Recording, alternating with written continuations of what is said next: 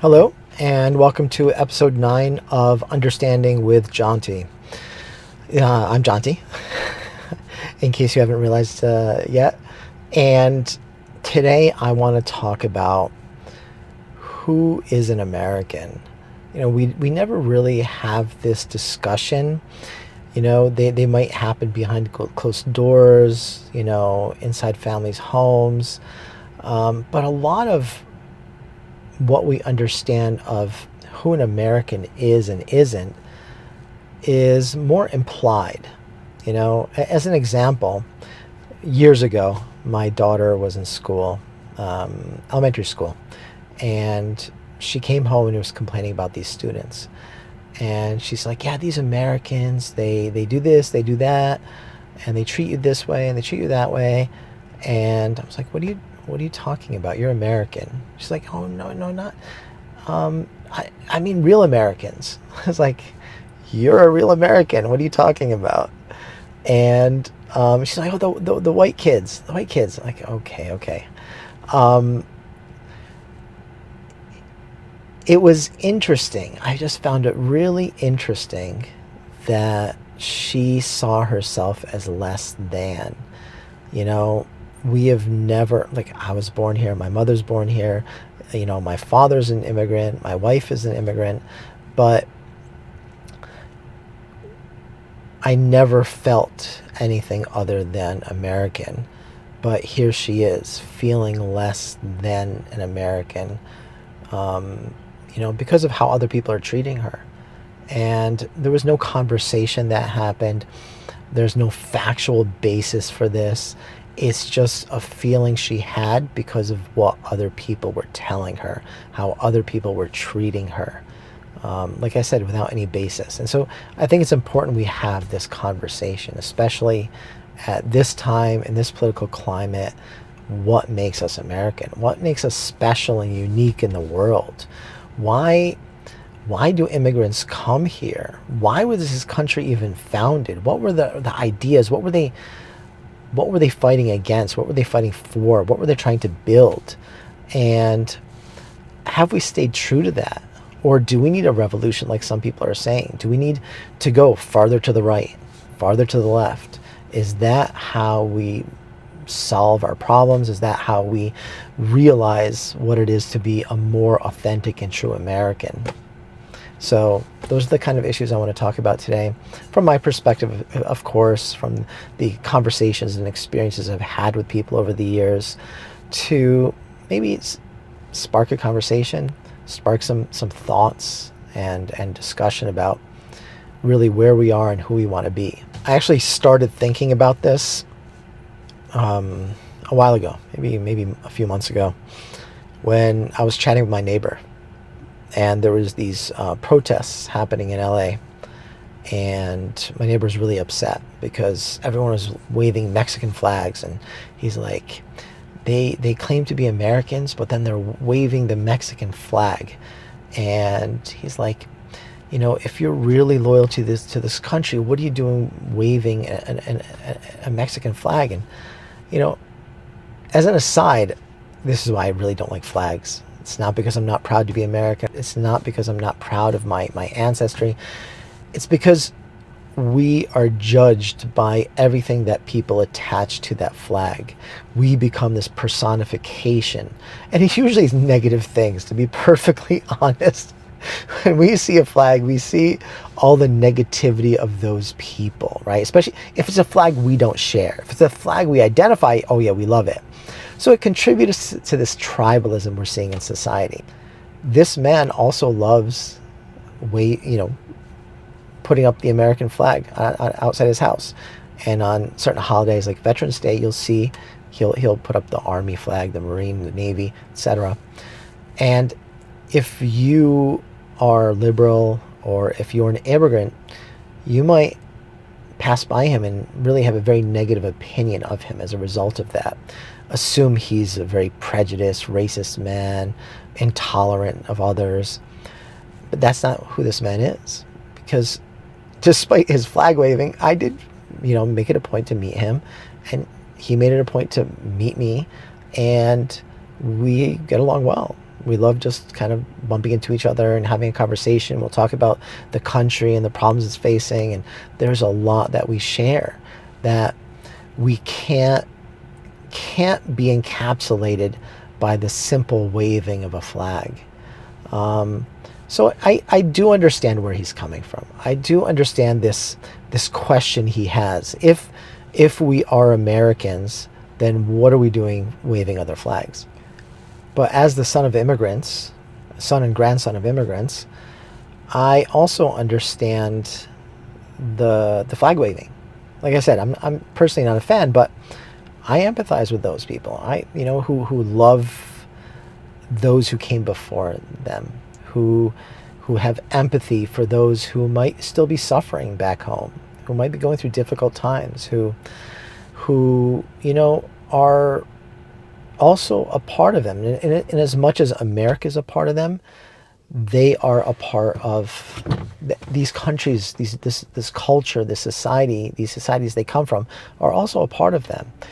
And in general, what I see with immigrants, it's not Mexico or America. It's we want to see the best for Mexico and America. For my own people, we want to see the best for Circassians and Americans. And because my father, and his father were born and raised in the Middle East, we feel a connection to that. We want to see the best for those people as well. It's never this or that with us. So, but it's very difficult for my neighbor to see. He doesn't have those interactions. And as an example, I'm going to share one of those interactions.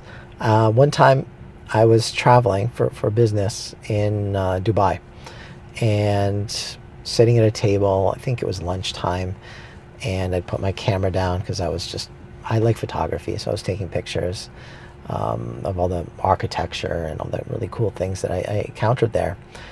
And the man across the table says, "Hey, are you American?" And I'm like, "Yeah, I'm American." And he's like, and he points at my camera and he's like, "Oh, CIA?" Like, dude, no, I just like photography. Why? Your government, they're hypocritical, and they oppress people, and they oppress like the Muslims, and they oppress the Chinese, and started just ranting and going off on America. And I got really upset. In that moment, I felt like the biggest American flag waving guy there is out there. Is like, how dare you effing talk about America like that, right? And it was hard because, dude, there's always nuance, and he should know better, right?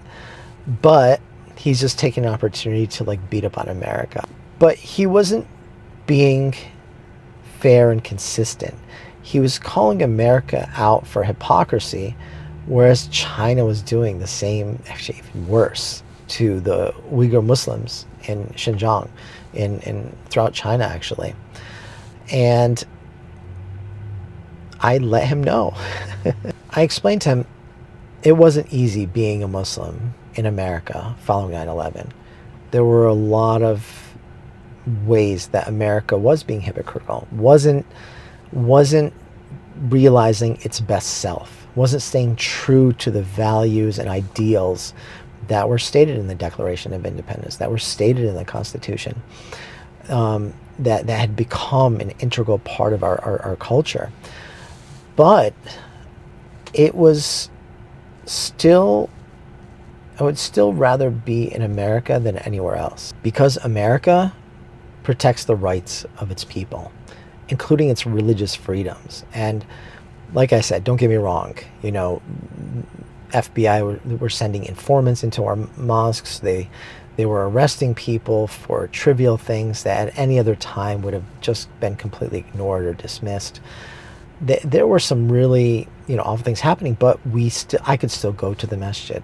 I could still worship. I wasn't being directly oppressed. The vast majority of us weren't. Unfortunately, certain leaders within the community were targeted. Certain individuals who had unpopular opinions were targeted. But generally, we still had our rights, which in a Muslim society you might not have. They would track every single person. They would make sure, to harass you and and interrogate you just for wearing a beard or just for wearing a certain type of clothing. This happens in Muslim majority countries. So, even despite the horrific and anti-American things that were happening in the post 9/11 world, it was still a place that guaranteed our rights as Muslims, and there were legal protections for us that wouldn't allow collective punishment like what happens in China. What this man failed to remember, failed to share, was that the Uyghur Muslims in China were being treated horrifically, harassed and treated like second-class citizens. Even when Muslims fasted during Ramadan, when they would go to school, their children would be forced to eat. Even more recently, the government would put Han Chinese people inside these families' homes, inside Uyghur family homes, to try to humiliate them, to denigrate them. It's just very, very callous, very petty, very vindictive, very collective punishment-like actions that even in the post 9/11 world weren't allowed to happen here. We were protected from that kind of vindictiveness. And that's what people like my neighbor don't see. That, maybe in America we're waving the flag from back home just to show pride, show empathy and a sense of connectedness to those people and their plight, what they're going through. But when we travel overseas, we're defending America. We are sharing the beautiful things about this society with others. There's a reason people come to America, right? They know the rights, and because immigrants go back home, they tell them what it's like. They know that life is better. It's not just economic opportunity in America that people come here for. It's the freedoms. It's the dignity and being like taken out from under the heel of oppressors in these countries. It's an incredible thing. And I think many times we as Americans forget that some of those beautiful things that we take for granted because we haven't seen how other countries operate. And I do see this as one of the main reasons that the founding fathers found this country, why they so clearly talked about the rights of human beings, why they so clearly tried to make this a very universal message that could cross racial, ethnic, cultural, even religious lines. Some might argue, well, there are other democracies in the world, right? Europe, Germany and UK and France, Spain. What about those countries? There's a difference, still a significant and real difference between living in America and living in a Western democracy in Europe. And it's something I don't think I truly appreciated until I started traveling and seeing how other countries operate, and kind of finally seeing America from the outside. It's like, oh wow, I just assumed everybody was like this. I assumed all societies operated like this. And that's not true. The similarities with Europe, yes. Europeans, like Americans, do have a naturalization process. People can become German, can become British citizens, can become French citizens. But there's more of a nuance that, because of our shorter history, because of how the founding fathers defined America, it is quantitatively and qualitatively different. For instance, we allow people to honor their ancestry, yet still consider them Americans. German Americans might celebrate Oktoberfests, might wear traditional clothing, but we don't consider them any less American. Same thing goes for, the French. People celebrating Mardi Gras. You are still American, right? And there are newcomers like the Puerto Ricans. Puerto Rican Day Parade in New York City. There are all these cultures that have been pulled in and incorporated into American identity, and it keeps expanding. Like nowadays, even Chinese New Year is becoming a much more prominent holiday. Even Eid, I'm starting to see things for Eid in stores. And so the diversity of the world is represented here. And what really unites us isn't an ethnic or religious identity. It's this idea that the founding fathers clarified in the Declaration of Independence and in the Constitution, namely the dignity of human beings, the inherent God-given dignity that all human beings deserve, the rights that they deserve, the freedoms that they deserve. And that's really what makes us American, in my eyes. The founding fathers could have said, this is only for, white Europeans, white European Christians. And no doubt this country was founded by white European Christians, for sure. The ideas came from Western Europe, for sure. But when they defined it, they didn't limit it. And even a clue to this is Jefferson's Quran.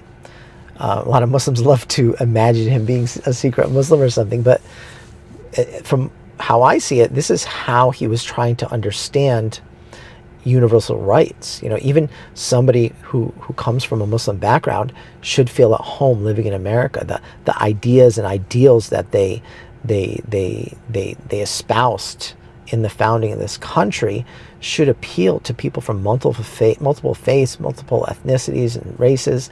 And they were successful because look at this country. People love to come here. And like I said, it's not just the money and it's not just the economic opportunities. For sure, that's an important part. But they come here also for the freedoms and the rights, and they share those with their family and friends back home about what we can do here that we can't even do back home in our own countries. And that's an incredible success that I don't think, again, we as those born and raised here, we don't fully appreciate like what makes us different. What makes us so special in the world. Because in Europe, yes, you have these rights, you have these freedoms. But I've spoken to many people, and there's always this sense that you're a second-class citizen, right? Because it only makes sense, right? I can become a French citizen, a German citizen, but I'm not German, right? I don't have the hundreds or maybe even thousands of years of history with that nation. I don't have deep roots there. So, of course, I may be able to become a German citizen, may be able to become a British citizen, but I can never be British or German like the way those people who were born there for generations can be. That is not how the founding fathers defined what it is to be American. Being an American has to do with our values. Do we look out for each other? Do we stand up against oppressors? Do we protect the life, liberty, and happiness of all of our fellow citizens? Because that's what they were doing. They were like these European monarchs, these kings, these authoritarians. They deprive human beings of their basic dignity. They trample over rights. They put people into jails without any reason, just because they felt like it. And this kind of oppression, it removes the dignity of human beings. It makes us less than. And they wanted to ensure that we would be the best versions of ourselves, free to live and succeed and fail on our own merits, not by the whims of some monarch. And I do believe this closed-mindedness among Europeans, this more isolationist tendency among European countries to preserve their culture, it has hampered their growth. And it's why America has really done well in the world, because we're able to bring people from around the world, the best and the brightest, make them American. And now they are contributing towards our collective success. And this kind of debate that these countries have, even countries like Japan's population is doing very bad. It's shrinking. And they are very resistant to bringing in outsiders. They want to have a homogeneous Japanese culture. That's important to them. But as a result, their society is shrinking and will eventually probably collapse within itself unless they change their minds, unless they change what it means to be Japanese. But that's not a problem we have. And America is like this for a few reasons. First of all, we have a short history. Let's be honest. We've only been around for a couple hundred years. That's not a long time in the grand scheme of things. And as a result, there's never been a time in our history where one ethnicity or one national group has dominated, right? So, you had the British early on, but then other areas of the country were dominated by French immigrants and others by Spanish immigrants. And, then you had African slaves brought over and Chinese who came over, and, you had the native people already here. So this country has always had a very mixed identity. There were times where the Italians weren't considered American, or the Irish or Slavic peoples, but eventually we realized that, what, they're Americans, they're like us. We overcame our fear and found that commonality, and we're able to move forward together, growing the country and making it stronger than ever. The second reason diversity has been a part of our society is because the founding fathers, like I've mentioned a few times so far, is that they never pictured this country as being based on race or ethnicity or religion or etc. They gave freedom of religion. They identified this country based on values, right? We, the people, right? We're talking about people, about guaranteeing inalienable human rights. That is really what it's about. This country was founded on fighting against authoritarianism, the oppression and the dehumanization that happens in nations like that. So in many ways, people like my father who emigrated here, fleeing authoritarianism, fleeing a dictatorship, or even my grandfather leaving his homeland in the Caucasus because they were being oppressed by the communists in the Soviet Union at that time. My family knows well the pain of authoritarians. They are incredibly great at pushing the country in a certain direction, but they trample over everyone in the process. They take away human dignity. They take away human rights. They imprison people on whims. They use people as cannon fodder because you happen to be part of an undesirable ethnic or religious group. It's horrible, and it's why those societies fail and this society succeeds. It's those values that we can all identify that elevate us beyond any specific identity. In many ways, American identity is more akin to a faith, to a religion. We are accepting a set of values that we will uphold in our daily lives, in our public life, in our private life, in our internet, how we deal with people internationally. Like, we are espousing this belief system, and it's like I said, this is very unique in the world. I remember one time I was talking to my wife about, like, why isn't China picking up, this flag, lead the world in a certain direction, because that's what America did. But when I was having this conversation with my wife, we were torturing people in Guantanamo Bay. There was extraordinary renditioning happening. There was some. It was looked like we were going in a very dark direction. And I was like, this is an opportunity for China to say, hey, look, world, come our way. We're gonna, represent the best of humanity. We're gonna represent the rights of and guarantee the rights of human beings. And my wife is like, China, that's not China's interest. They don't want to lead the world. They don't want to talk about human rights. They want to talk about protecting and preserving the Chinese people. That is their interest. They are there for the Chinese people. They're not there for anybody else. And that's true for most nations in the world. Like, very few actually lead with their values. And this is a shortcoming, admittedly. This is a big shortcoming of America. Like, whereas we realize these ideals inside our nation, internationally, we don't.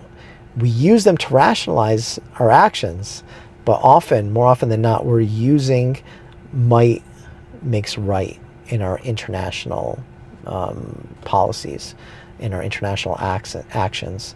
And so in many ways, we do act like a very horrific authoritarian state when we go around the world. We are acting like the worst of our oppressors, the worst of the oppressors that gave birth to this nation. And that's something I do believe needs to be fixed.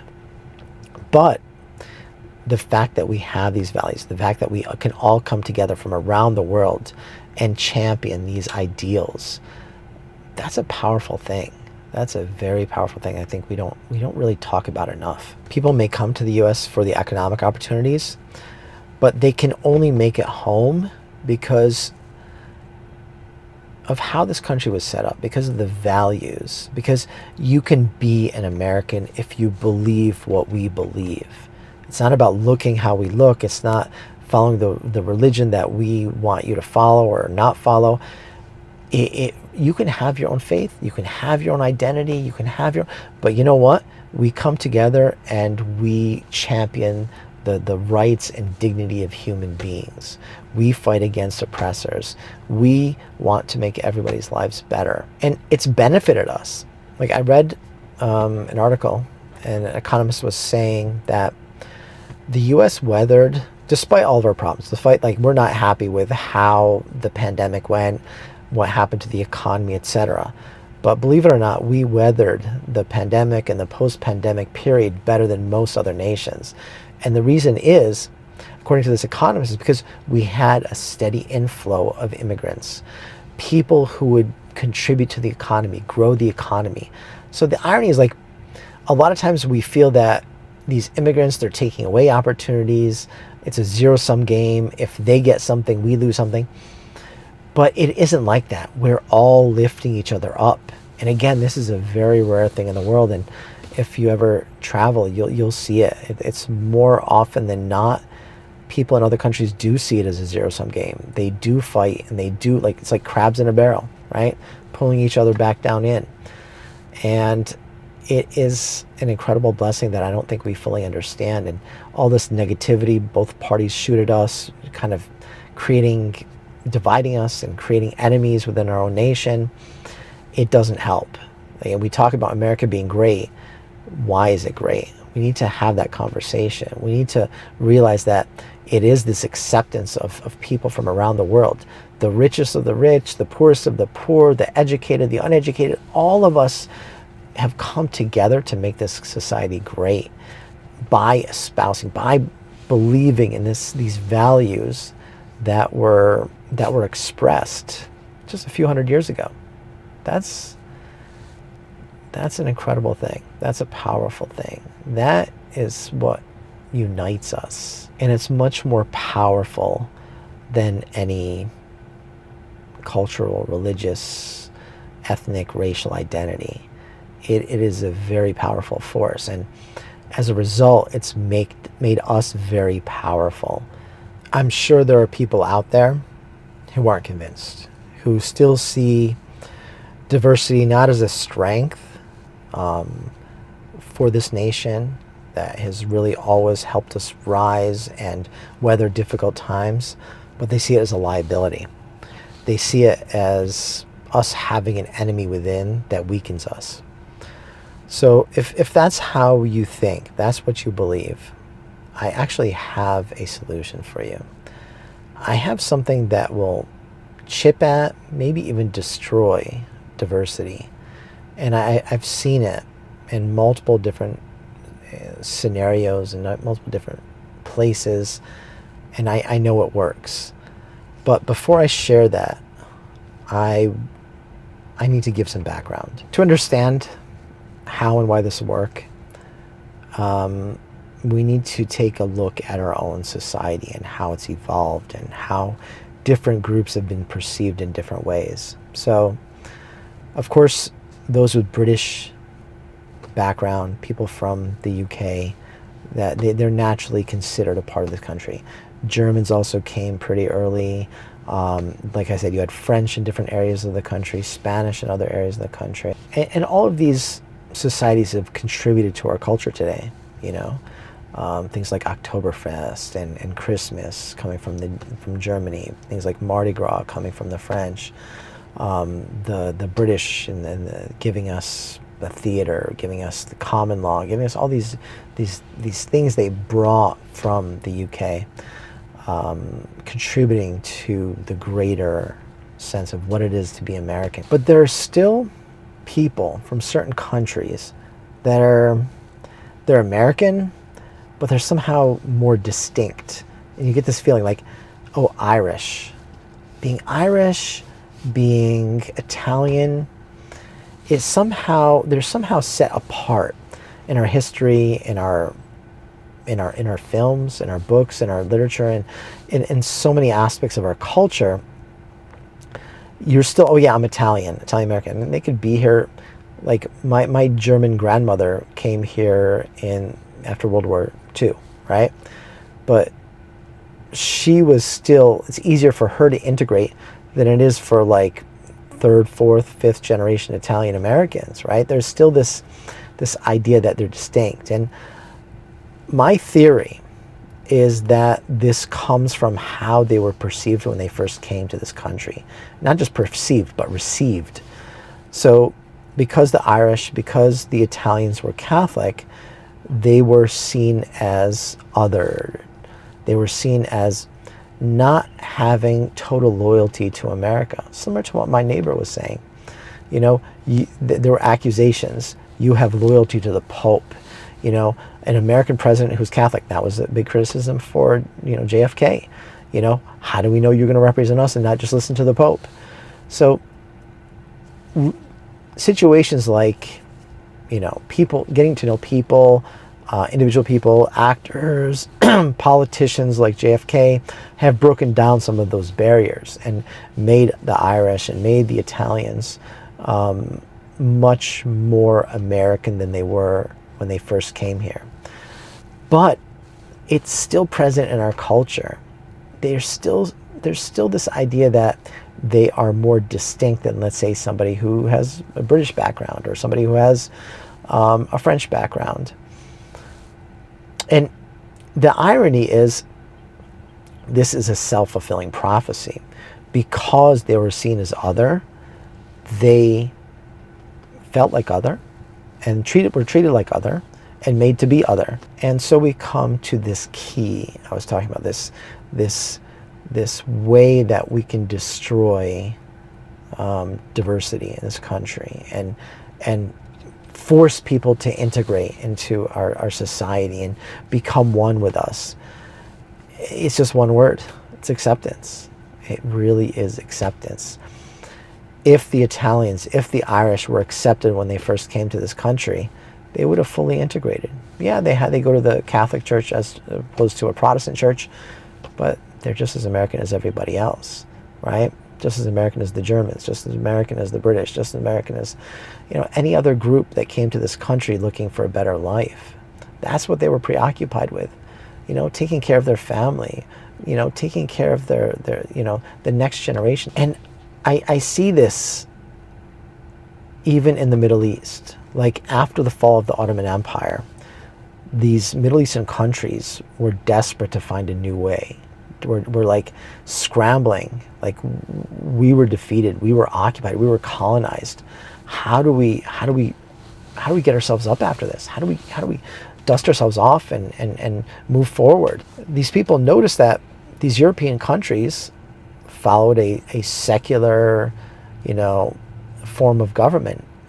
They were in different, you know, they had democracy. They had some sort of representative government. And so many of them leaned west. They admired these countries for what they were able to accomplish, and they wanted to copy them. And so the Middle East became a very secular time. When my father was growing up, it was a very secular time. You know, women were wearing mini skirts. You know, people were going out drinking and dancing and basically mimicking what they saw as European life, modern European and Western life. But what happened is the foundation of Israel forced the West to make a choice. Do we want to support Israel, or do we want to make friends with the Arabs and support the Arabs? And a choice was made. They were going to support Israel. And the Arab countries, as a result, turned towards the Soviet Union, the other power at that time. And they aligned themselves with socialism and communism. And there were huge kind of battles within these countries fighting over these ideas. And eventually they found that, you know, it didn't work for them. That secular nationalism didn't work for them. That communism and socialism didn't work for them. And so these people turned back to Islam. And now we see a very conservative and even very extreme movements within these societies as a result of this failure of the West to accept them.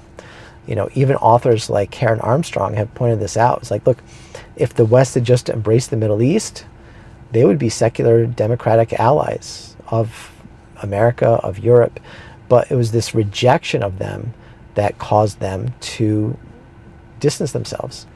The irony is these ideas of acceptance and integration really can be traced back to the founding of this country. They couldn't be fully implemented because these people had their own ideas on how far they could be pushed, right? How much the culture could shift to really fully realize these ideals. But over the decades and centuries since then, we have more and more realized these ideals in accepting people from other European countries, in accepting people that are Catholic, and accepting people who are Jewish, and accepting people who are Muslim, making everybody a part of this society. Does that mean we can't be a white Christian nation, like some people are trying to shift this nation towards? No, we could. People, that's the nature of any nation. It's up to the people what they want this nation to be. But that's the question I pose to you. Is that something you're interested in? Do you think that would solve our problems? Why and how? I think it's important to go into the details, right? Often people support ideas like this because it's this very superficial correlation, right?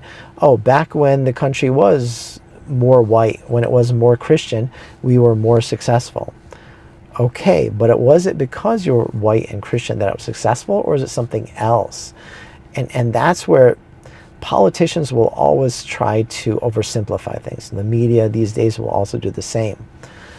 But it's really up to us now to really understand what caused things to shift. And I have other talks about this, and we can have this conversation more in the future. But in my opinion, there are other much more important factors. This is a correlation, not causation. It's very important that before we make very drastic decisions like this, we really dig in and understand. If we find out that, yeah, being white and being Christian is what makes countries successful, that's great. Okay, maybe we should go for it, right? But it's not. It just isn't. And that's not to take away from the identity or the faith of the people who founded this country. They were white. They were Christian. They were pulling on ideals that were being discussed in Europe and in America about universal human rights, about the inherent dignity that all human beings, deserve. Despite their identity, though, they never pushed that. They never said a requirement for being an American citizen is that you are white, you are Christian. It actually is one of the amendments in the Bill of Rights that we have freedom of religion. Nobody can force any one faith. And with someone like Jefferson in possession of a Quran, I can't help but believe he even understood that Muslims can and would be a part of this society, Jews can and would be a part of the society. There was no single faith. What united us all, though, was this desire to fight off oppression, to guarantee the dignity of all human beings, to guarantee the rights to all human beings. But it is true that our democratic system hasn't protected us from the most wealthy and powerful people in this country. Over the course of decades, they've managed to push their interests at the expense of average everyday Americans. So much so that even ideas and laws that are popular among American people aren't passed because they run contrary to corporate America or some lobbying interest. This is corruption, this is oppression, and this is something the founding fathers would fight against. So I can't blame people for supporting Trump, hoping that he'll turn things around. He'll stand up against special interests. He'll drain the swamp, as he likes to say. But everything he's doing, everything I see he's doing, is actually increasing his power, his influence. So we're replacing a dysfunctional oligarchy in which corporate interests have an undue influence over all of us with a monarchy in which one person has unbridled control over all of us. And that's definitely not something the founding fathers would want. That's definitely not something I want. And I hope that's definitely something that most Americans don't want, because this is exactly what, like I said, the founding fathers were fighting against. This is what my family fled from around the world. It's not good. These governments, these authoritarians, in the end, their only interest is their power, their money, their wealth, their way. And that's not good for anybody. Whether you agree with these people or not, often they like to tell us lies. Often they like to deceive us and make promises that they can't keep, just like any other politician. But our frustration with those, typically the people's frustration with those politicians is so much that they're willing to accept the lies. They're willing to believe the lies. The test for us now is, can we stand up against those lies? And now we're playing with ideas such as fascism, such as socialism and communism, and even dictatorship people are discussing. We don't need a new revolution. That's not how we fix the problem. We all need to study a bit of history. These things have been tried. Look at it, study it, just look at history. It's been done before. These extremes, these extreme groups, whether far right or far left, they promise to solve the problems that average everyday politicians can't or won't. But they're just promises, they're lies.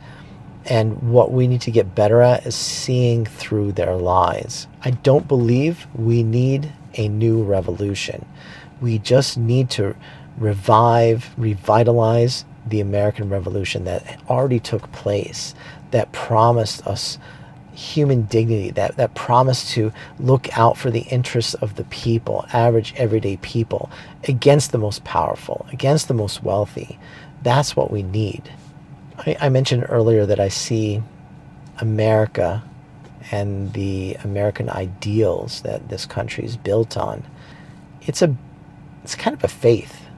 It's a belief system that unites us, that allows us to still hold our own belief system, our own faith, yet have this kind of parallel ideology that's consistent with our beliefs, but connects us all across our belief systems, across our differences. But like any belief system, like any faith, we can lose faith in it. We can have a crisis of faith. We can have a loss in faith. And I think that's what's happened now, that we've lost faith in America, in American democracy, to look out for us, to really represent our interests and make our lives better. But the problem isn't with the ideology of America, isn't with the American Revolution and what it stood for and what the results it delivered. The problem is it's been corrupted. And if we want to see a better life for us, if we want to go back to the good old days, if you want to make America great again, it really comes down to really reviving those ideals, making sure that special interests don't take a precedence over the interests of average everyday Americans, making sure that, politicians can't get bought, making sure that power isn't concentrated in the hands of the few, making sure that those with power and money stand on equal footing with everybody else in this nation. We need to return to those universal values. We need to reaffirm our faith in those values and hold those elected officials responsible, and stop falling for their bait, right? Stop falling for this dog whistle that tells us that minorities are the enemy, or immigrants, or even racists, or Republicans, or Democrat, pitting us against each other. That's what weakens us. That's what prevents us from realizing the full rights and benefits of being an American citizen, of living in this country. Because the immigrants are not the problem. Even the racists are not the problem. The problem are those who divide us, those who pit us against each other, who have allowed extreme ideas to be considered, whether extreme right or extreme left. I don't care which extreme. Both make promises that they can't keep. And all you need to do is open up a history book, and you will find numerous examples of where this has been done. This society can work. This society does work. But we have to understand what the problems are. And the problem isn't, that we need a new revolution. The problem is we need to revive the American Revolution. We need to go back to our roots. We need to revive our faith in this system. And that's what America means to me. And please share what America means to you, and how you see us moving forward together, or how do we make America great again? It's a legitimate call to action. And I don't agree with that. I don't disagree with that assessment. I agree with the assessment. The question is how. And I want to hear what you have to say. Thanks for listening. Wishing you the best. Goodbye.